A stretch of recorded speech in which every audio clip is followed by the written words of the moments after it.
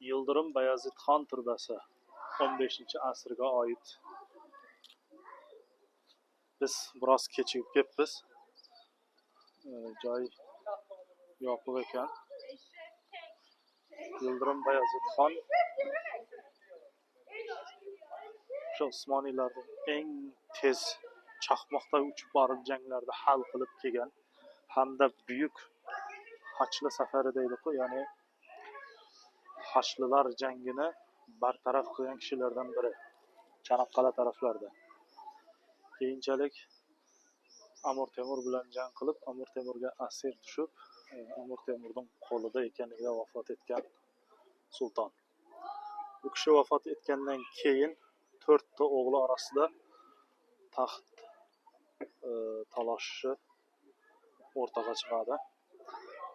Buni hal qilishlik uchun 10 yil vaqt sarflaydilar. 10 yildan keyin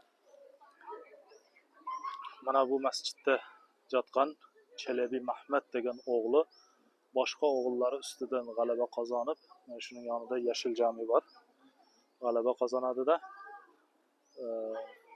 qaytadan Usmoniylar sultonligini oyoqqa keltiradi. Bu Yıldırım Bayazidxon nomidagi masjid keyinchalik Bursaga kelib ko'milgan, asirlikda vafot etgandan keyin